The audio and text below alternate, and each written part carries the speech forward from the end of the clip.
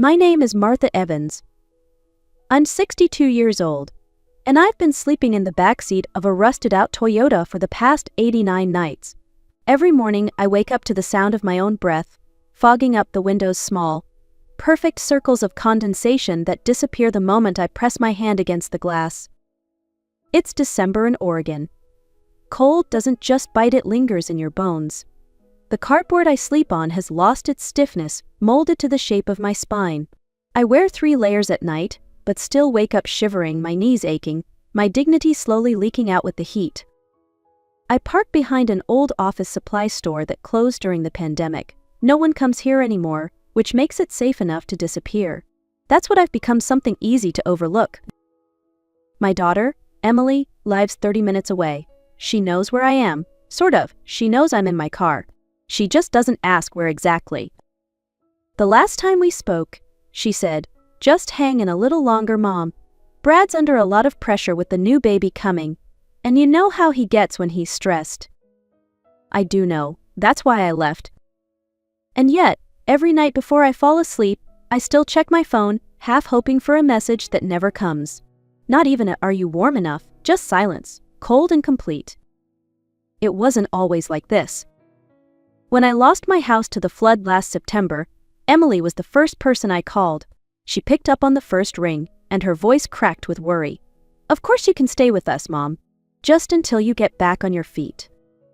I believed her. I wanted to. At first, it felt like a safe place to land. I helped with the dishes, cooked dinner a few nights a week, read bedtime stories to my granddaughter Lily, and tried not to take up too much space. But 6 weeks later, the welcome had worn thin. It started with little things. Brad taping the grocery list to the fridge, with a subtle highlight over anything I ate more of. The bathroom schedule mysteriously shifting to better accommodate Lily's sleep routine, which somehow meant I couldn't shower after 8 p.m. And then came the note. It was taped to the kitchen cabinet. Written in Brad's blocky handwriting, "Please limit personal laundry to weekends. Thanks." No "Hi Mom," no smiley face. Just a command, stuck like a label on the life I was now disrupting. That evening, I packed my few bags and told Emily I'd find somewhere else to stay. She didn't protest. She didn't even look up from Lily's high chair. She wiped banana from her daughter's chin and said, "Brad's been stressed.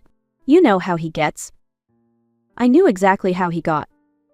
He got short. He got cold. He got entitled to a peace and order that didn't include me. I didn't blame her at first. I thought, maybe I'd been too much. Maybe I stayed too long. Maybe, at 62, I really did need to stop being a burden and start figuring things out on my own. So I moved into my car. I told myself it was temporary. Just a few weeks. I had some savings, enough for maybe 1 month of rent if I found something cheap. But cheap doesn't exist when your credit's a mess and your mailing address is a license plate number. I started spending my days at the library, charging my phone, applying for jobs, researching aid programs. I showered at the gym using a 3-day free trial under different names. I learned to ration a single cup of coffee for warmth and alertness. Emily checked in via text once every week or so. "You doing okay?" or "Hope it's getting better." She always added something cheerful, like Lily learned a new word, or Brad might get that promotion, as if her news could warm my nights. But what stung most wasn't the distance. It was how quickly I became inconvenient, how easily love turned into logistics. That's when I realized some people love you most when you're easy to manage, when your needs don't require their adjustment. And once you step outside the script they wrote for you, the spotlight dims. The stage door locks from the inside. There's a certain kind of silence in families that speaks louder than words. It's not the angry kind. Not the yelling, the slamming doors, or the ultimatums. No, this silence is polite, civil, wrapped in phrases like "just for now" or "we'll figure it out." It's the kind of silence that kills slowly like carbon monoxide. You don't notice until you've already stopped breathing. Emily and I used to talk every Sunday. Just small things, recipes, weather, stories about Lily's preschool. And for a while, I thought that meant we were close. But looking back now, I wonder if we were just familiar. There's a difference. Familiarity keeps things surface level. It remembers your favorite casserole but forgets how you like to be spoken to. It invites you over for the holidays but flinches when you stay too long. And when things get uncomfortable like job loss or grief or, God forbid, homelessness, it doesn't lean in, it looks away. I've learned that some daughters want mothers who are wise, warm, and available but not messy, not broken, not inconvenient. That's the word that kept echoing in my mind, inconvenient. When I lost everything, Emily didn't get cruel, she got quiet. And that quiet carved out more pain than shouting ever could. I've talked to other women at shelters, in parking lots, even in library bathrooms. Their stories sound eerily like mine. Parents who raised kids alone, who worked double shifts, who gave up vacations and sleep and comfort, and years later, found themselves sleeping in cars while their adult children planned baby showers. There's something no one tells you about growing older sometimes. The people you loved most can't or won't carry the weight of who you become when life gets hard. And that doesn't make them villains, it just makes them human. But recognizing that doesn't make it hurt less. It still breaks something inside you to look at someone you gave your life to and realize they only have room for the version of you that doesn't need anything in return. The cracks were always there, we just didn't talk about them. But cracks have a way of spreading. And eventually, everything gives.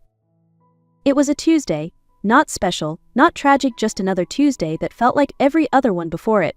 I was at the public library, sitting at my usual corner terminal, refreshing job boards and reading articles I'd already skimmed a dozen times. Then I saw it. Subject line, Estate of Lucille Baker, urgent contact request. I almost deleted it. Spam maybe, a scam probably, but something curiosity or stubbornness made me click. Dear Ms. Evans, it read, we represent the estate of the late Lucille Baker. Our firm has been attempting to locate you in regard to a bequest made in her will. Please contact our office at your earliest convenience to discuss the inheritance she has left in your name. I read the email 5 times, then a 6th, my heart thudded against my ribs. Lucille? Aunt Lucille? She'd moved to California decades ago, my mother's younger sister, the one with the big laugh and the collection of antique teacups. We hadn't spoken in over 20 years. I thought she'd passed long ago, forgotten like most of the older generation whose Christmas cards stopped arriving. But she'd remembered me. When I finally called the number, the lawyer's tone was indifferent, professional, matter of fact. You've inherited a home in Pasadena, California. A 1920s craftsman-style bungalow, along with investment accounts and life insurance benefits. I gripped the edge of the table to steady myself. How much are we talking about? The home is appraised at approximately $865,000, he replied. Liquid assets total just over $320,000 before taxes and minor debts. I couldn't speak. For months, I'd been counting quarters in gas station bathrooms, sleeping in a car that leaked when it rained. And now, someone I barely remembered had left me a new beginning.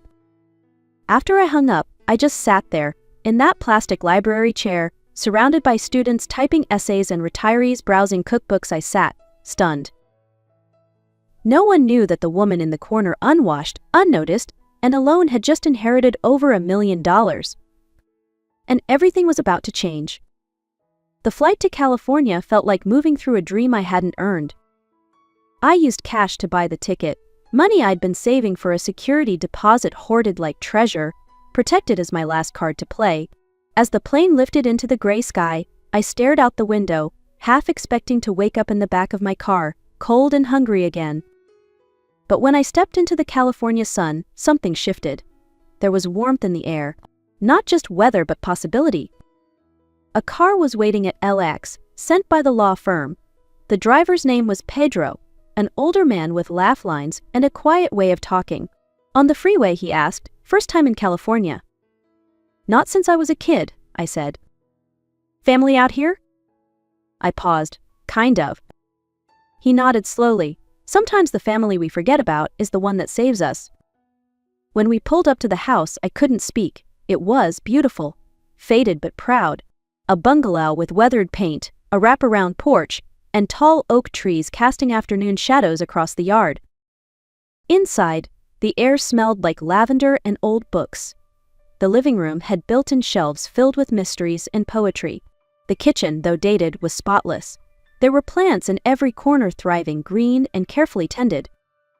It wasn't just a house, it was a life.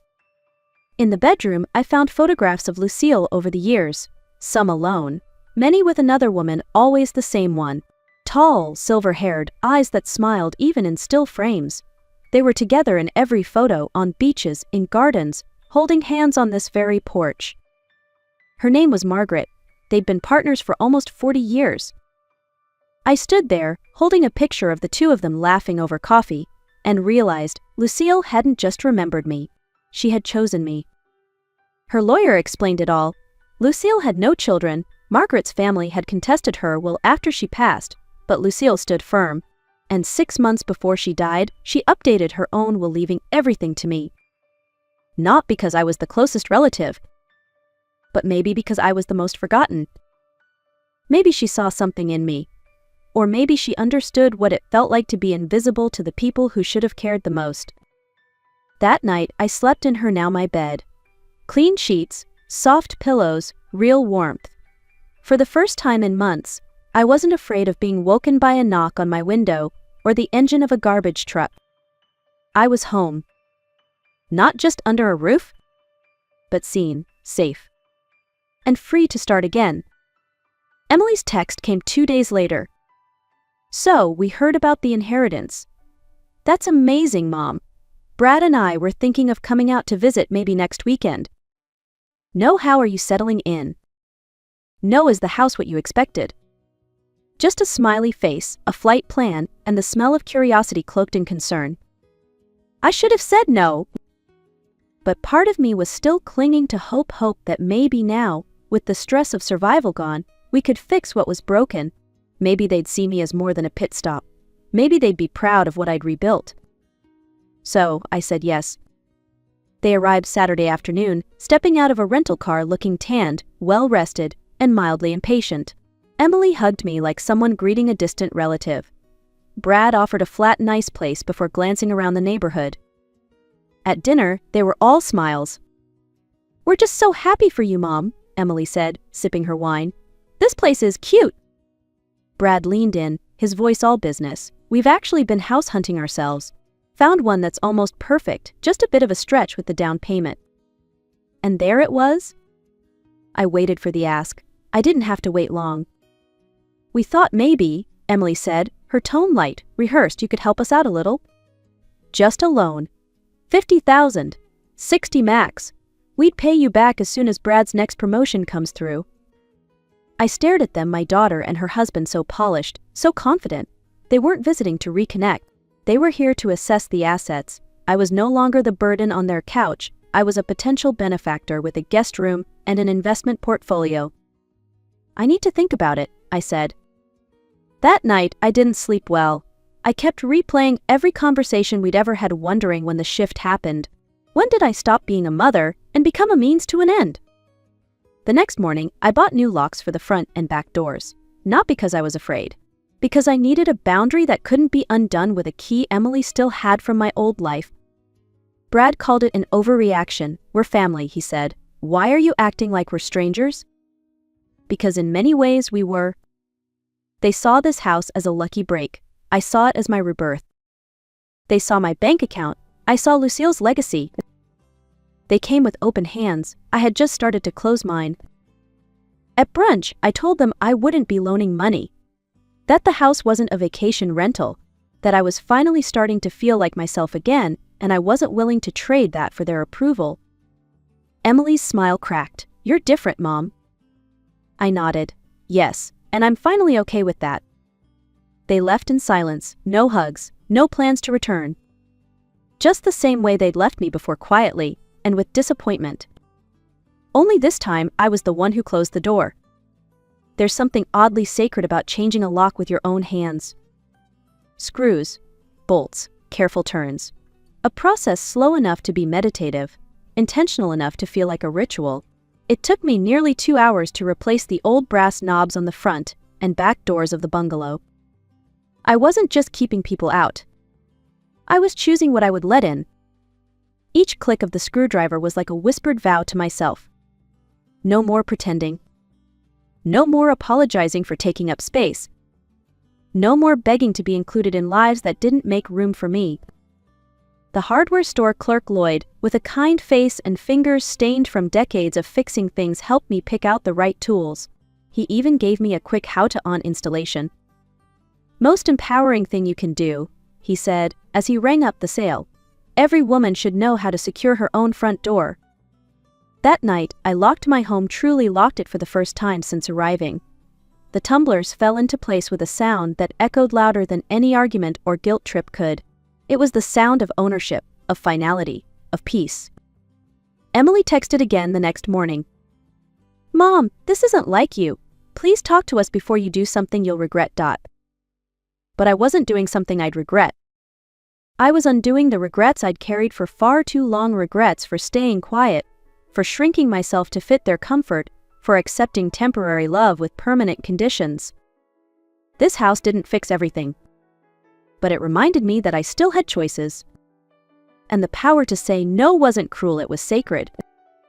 For the first time in years, my front door locked from the inside and I held the only key. It's been 3 weeks since Emily and Brad flew back to Oregon. They haven't called, I haven't reached out. The silence between us no longer feels like a punishment. It feels like space to breathe. Every morning I have coffee on the porch Lucille once shared with Margaret. The sunlight slips through the orange trees, and the wind carries quiet and unfamiliar, welcome kind. I joined the neighborhood book club. I planted rosemary and lavender along the front path. I hung the one thing I managed to save from my old home, a faded quilt my mother made on the living room wall. This life is small, maybe, by some people's standards, but it's mine, entirely mine. The other day, I met with Lucille's attorney again. I asked to update the will. "I want to create a scholarship," I told him, "for women over 50 starting over after losing everything." He paused. "Do you have a name for it?" I nodded. "The Second Sunrise Fund." Because that's what this house was. Not a rescue. A sunrise. A second chance to stand tall in the light after months of being treated like I belonged in the dark. I still love Emily, I always will. But love with conditions isn't love, it's currency, and I'm no longer trading parts of myself for proximity to people who call that love. If she ever learns to love me without needing me to be smaller, quieter, easier, I'll open the door again. But until then, I will keep living. Fully. Freely. Unapologetically. And if you're watching this, and you've ever felt like someone's extra piece instead of their priority, let me tell you this. You are allowed to change the locks. You are allowed to choose peace over permission. You are allowed to choose you. And if this story resonated with you, share it. Not for me, but for someone out there sleeping in silence, waiting to remember their worth.